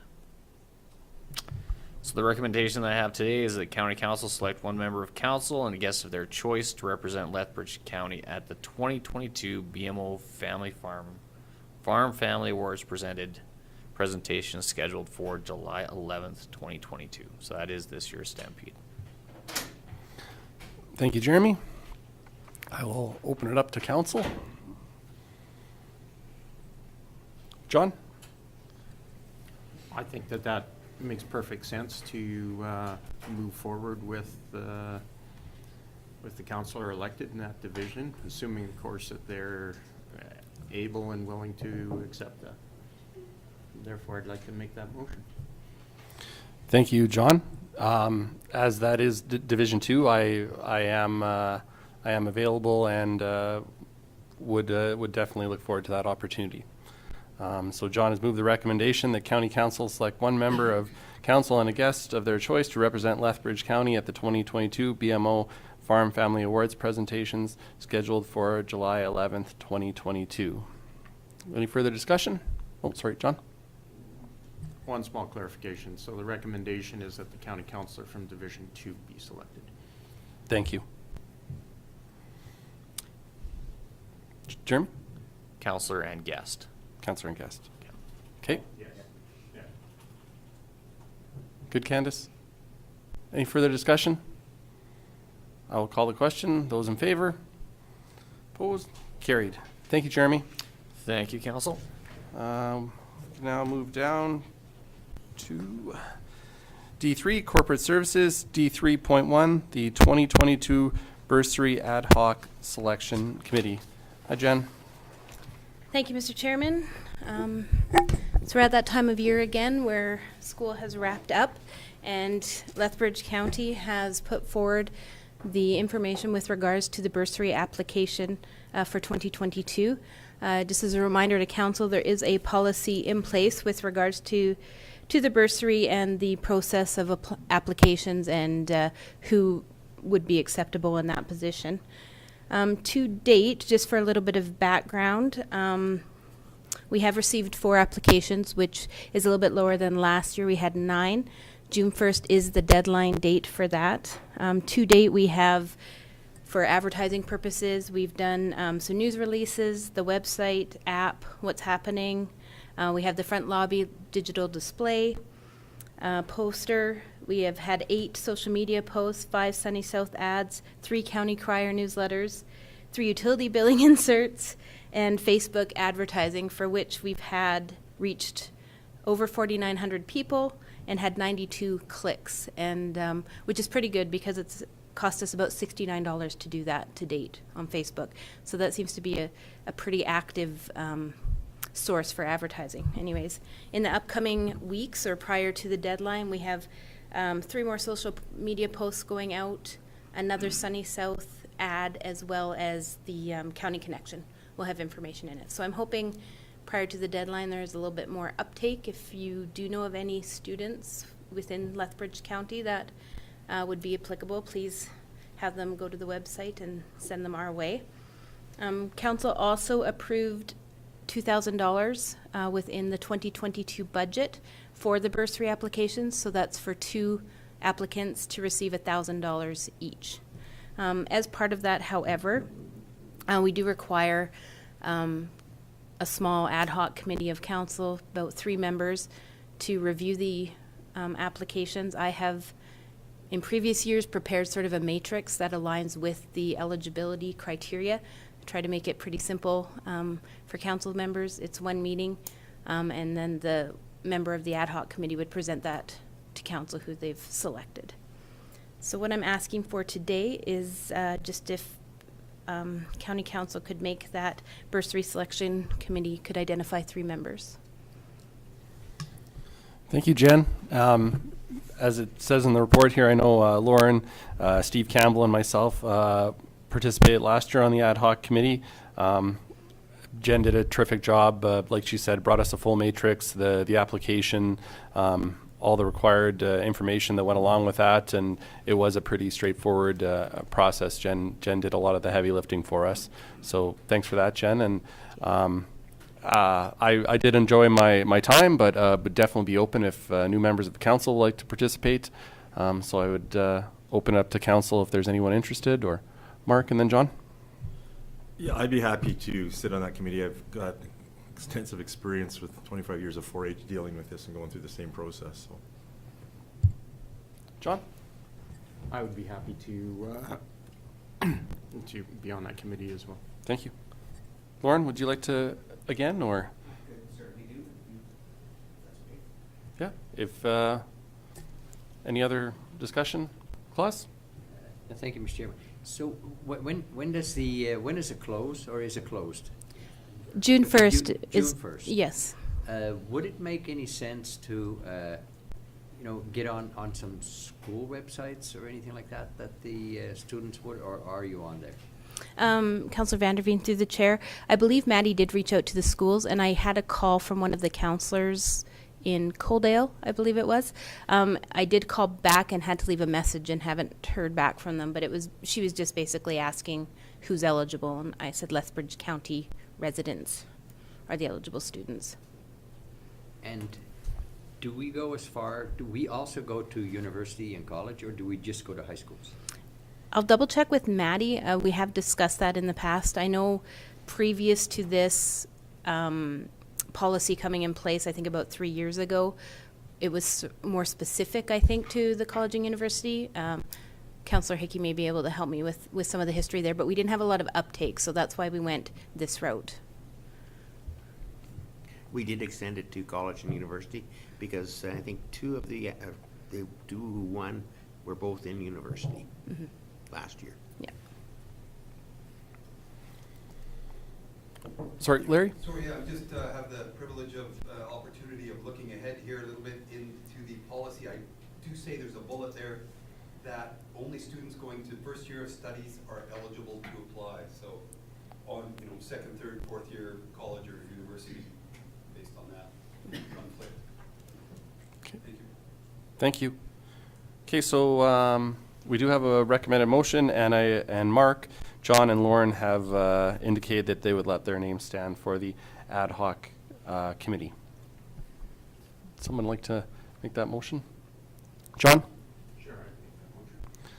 Thank you. John has moved the recommendation that an ad hoc bursary selection committee of 3 council members be established to review the 2022 bursary applications, and that the committee members are Mark Sayers, John Kurbis, and Lauren Hickey. Any further discussion? I will call the question. Those in favor? Opposed? Carried. Thank you. Thank you, Mr. Chairman. Thanks, Jen. And we have a item from administration, D4.1, Highway 3 Twinning Development Association, request for a letter of support. And I believe this is verbal as well. Morning, Ann. Good morning.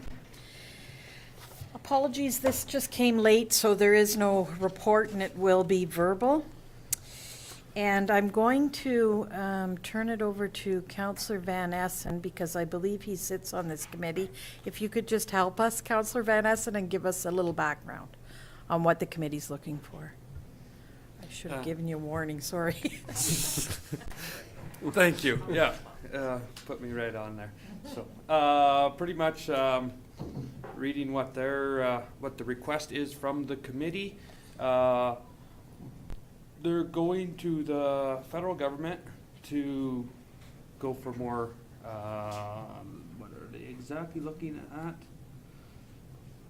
They've been negotiating with the federal government through the National Trade Corridors Fund to twin Highway 3. The federal government has requested letters of support from local/impacted municipalities, associations, and business stakeholders. Many of you have already provided a letter of support. However, most are dated from 2017 through 2019, and this may appear stale. So they would like to have that refreshed. Secondly, the deadline for it is May 31st, and they must have them to the committee by Wednesday afternoon next week. Yeah, so give it. What date is that? It does not give me the date. May 25th. May 25th, yeah. Got it. So there's a basic template to show our support, and that's what we're looking for. Thank you, Councillor Van Essen, and I'll read the letter quickly. It's very brief. The province has been negotiating with the federal government through the National Trade Corridors Fund to twin Highway 3. The federal government has requested letters of support from local impacted municipalities. And, I'm reading exactly what he read. So, on behalf of Lethbridge County, we are pleased to provide a letter of support for the twinning of all remaining single-lane sections of Highway 3 in southern Alberta. Highway 3 is a vital supply chain transportation corridor, key for access to markets in southern Alberta, and a core transportation route of the national highway system. A fully twinned highway will be a valued component for the movement of goods and services within and through the region, and therefore will be an asset to regional, provincial, and national economic growth. The Highway 3 twinning cost-benefit analysis estimated a $3 return for every dollar invested in twinning the highway. As such, an investment in this project will be a winner on many fronts with far-reaching benefits. This mostly two-lane highway has been a safety concern for many years, with a constant flow of trucks, moving goods and tractors, working agricultural crops, each mixing with local drivers and tourists in all sorts of weather. For safety reasons alone, the twinning of Highway 3 deserves a high priority.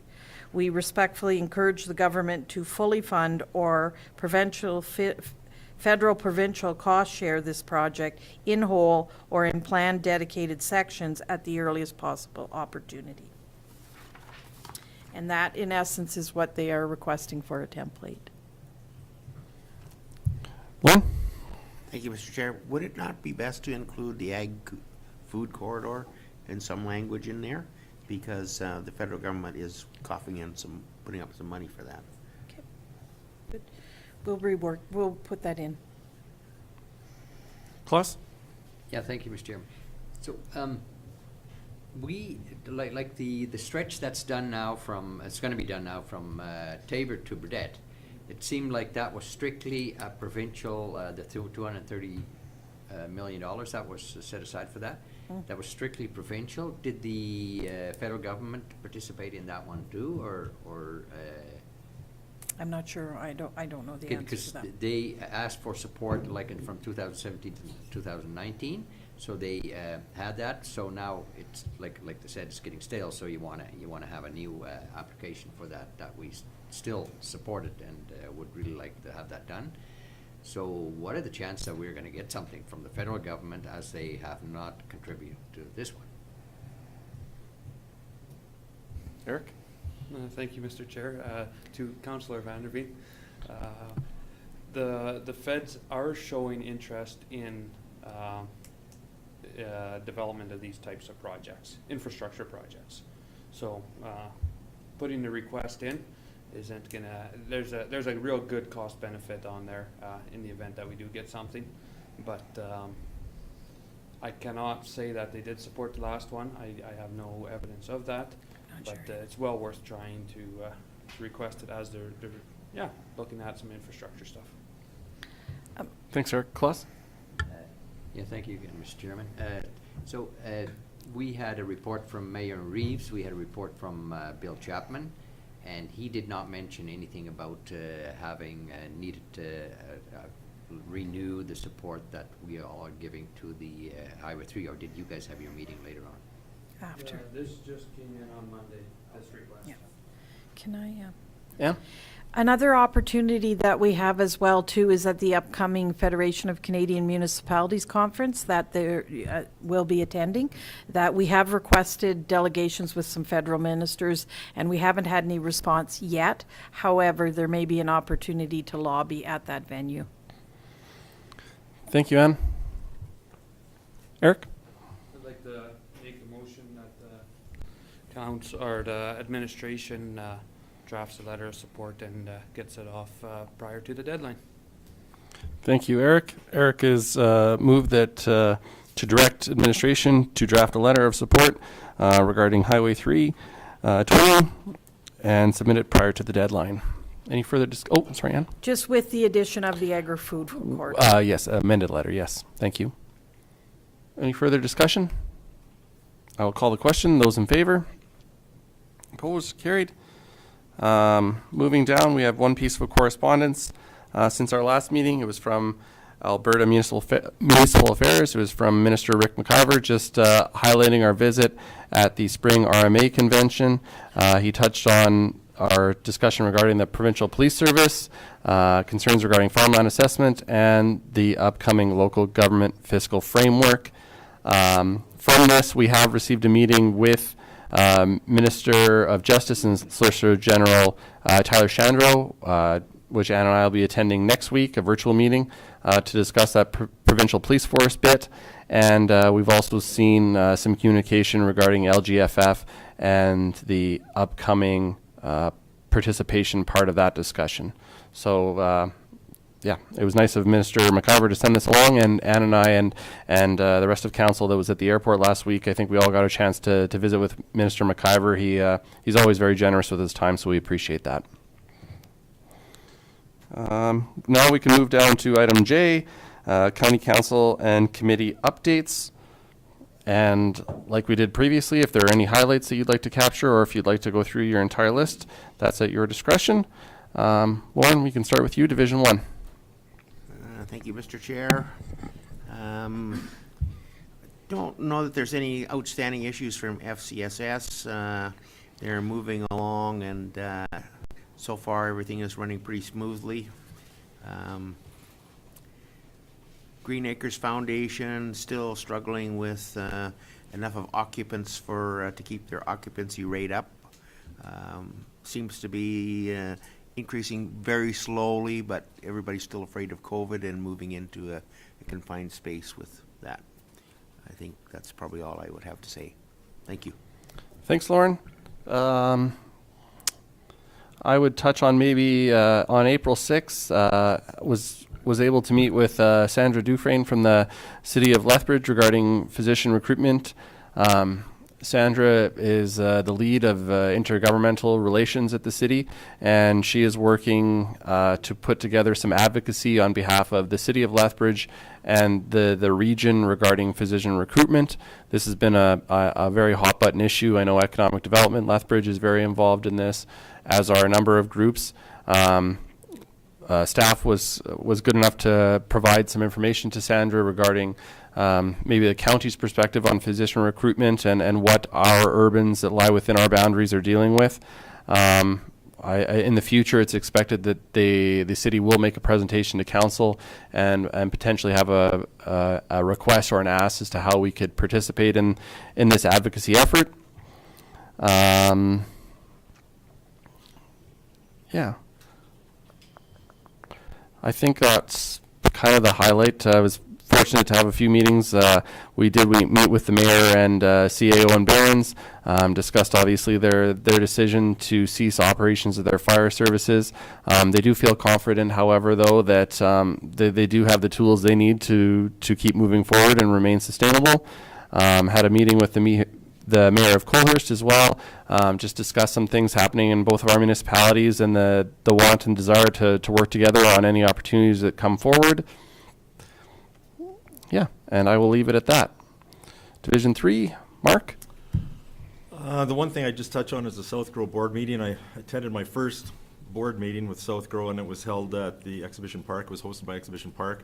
The entire board was given a guided tour, and we were up on the roof when it was supper time, so it was taking a long time. Everybody was really fascinated and interested in just the massiveness of this project and the excitement of what it's going to bring when it's all completed. We were also hosted with a meal that their chef prepared for us, which was awesome. I forwarded the Mayor and Reeves report. I assume, and that's my error, I assumed that we all got it, but speaking with Candace, we don't. So that was forwarded out to you. So that will just give you a highlight, a monthly highlight that Peter sends out to us to understand what's happening. Typically, one of their strengths is grant funding, and they've been really hitting it hard. Typically, they get about 75%. This year, they got almost all the grants they applied for. So, no, it's a good thing, but it's a bad thing because their workload's just shot through the roof.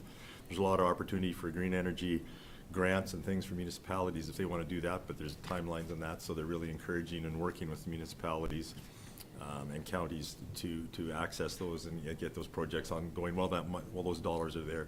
So. I will in the future make sure that I get these out to you. So if everybody has a look at it when you see that report. That's it. Thank you. Thanks, Mark. Division 4. John? Thank you, Mr. Chair. I would just like to call attention to one particular highlight. On the 27th of April, I attended the Diamond City Community Association AGM. I got to meet a number of the board members there, as well as the concerned citizens and that are involved with the community association, and I'd like to relay their concerns about the hall and the viability and the long-term plans for the hall is something that is of paramount concern for them, and I know it is something that is certainly on administration's mind as well.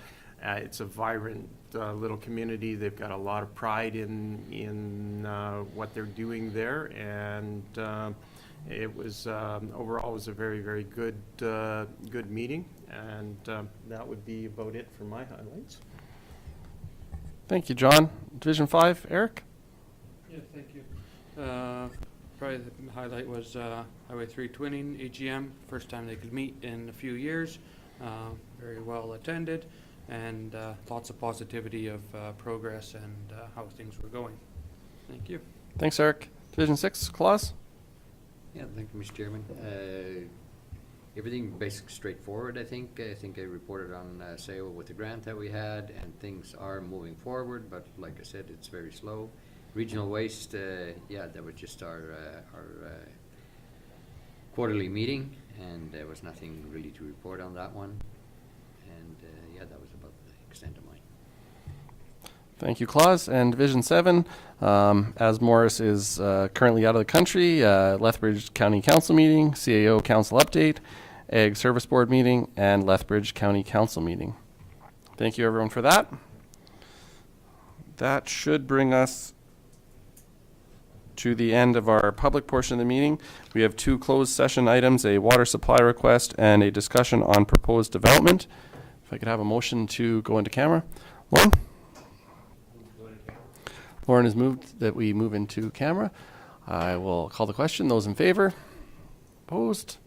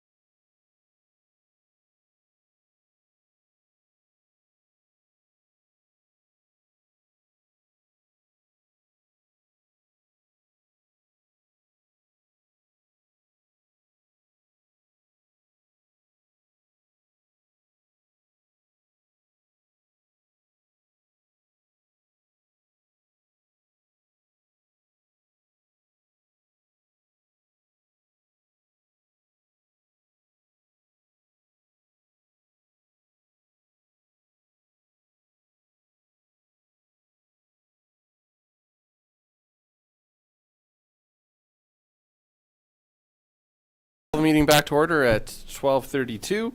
And as we still have item K2 in a closed session, I would entertain a motion. John? I'd like to move that we move to a closed section. Thank you, Session. John. Thank you. Any discussion? I'll call the question. Those in favor? Opposed? Carried. Thank you.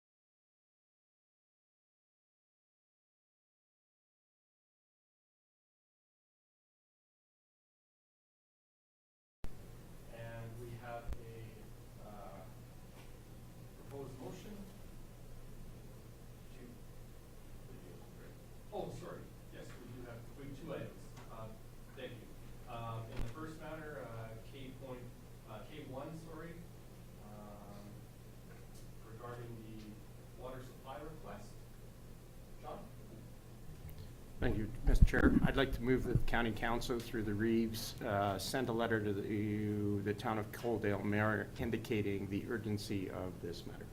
Thank you, John. John has moved the recommendation. Any further discussion? I'll call the question. Those in favor? Opposed? Carried. Thank you. And then to K2, discussion on proposed development. Larry, if you would you please read the proposed motion? Certainly. Thank you, Mr. Chairman. It's a page and a bit here, so it'll just take a moment. It starts with this.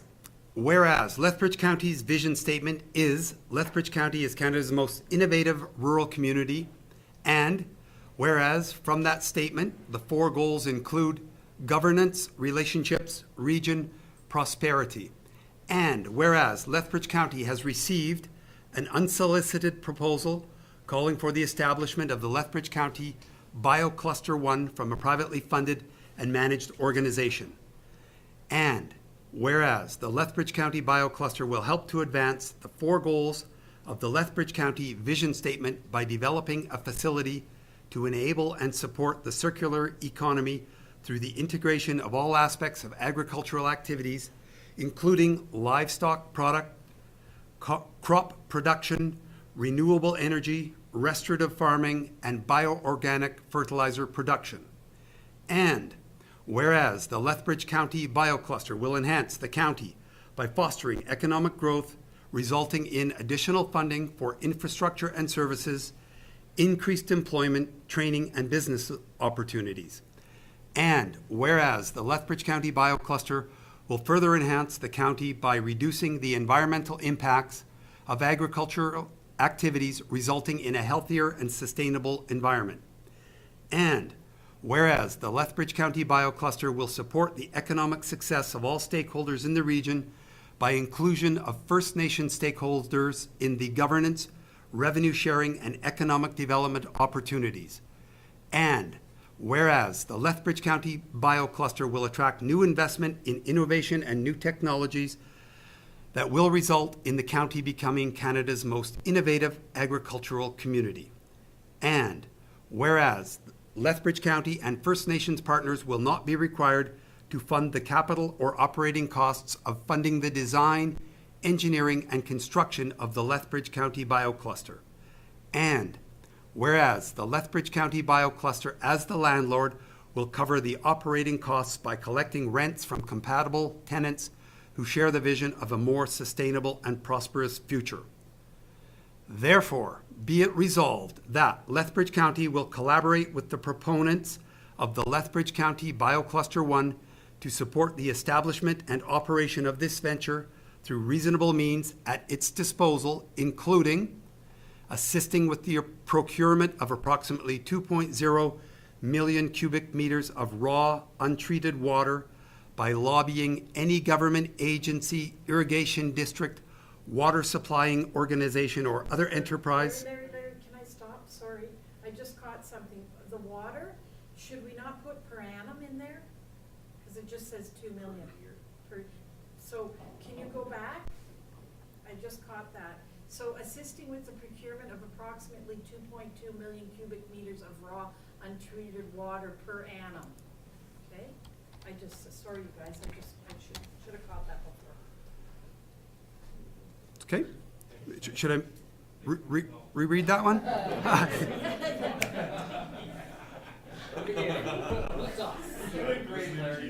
Whereas. So are we on the third bullet? Yes. Is that correct? Okay. The county will consider rights-of-way access in accordance with county policies and bylaws, and other measures as may reasonably be required to ensure the safe, economical, and environmentally sustainable establishment and operation of the Lethbridge County BioCluster for the life of the project. Thank you very much, Larry. You're welcome. Any discussion from council? Claus? Yes, Mr. Chairman. I would like to move this one. What Larry just has read, and I think I would like our chairman to read it again. That's No, not good. Thank you very much, Larry. That was a large one. Thank you. You bet. Thank So Claus has moved this this motion that's before us. Any further discussion? If not, I'll call the question. Those in favor? Opposed? Carried. Thank you. Thank you. And with that, Mark.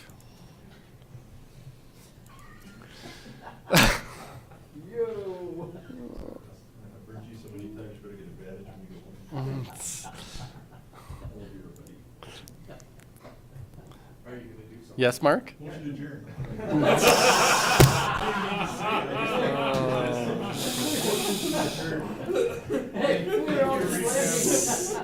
With that,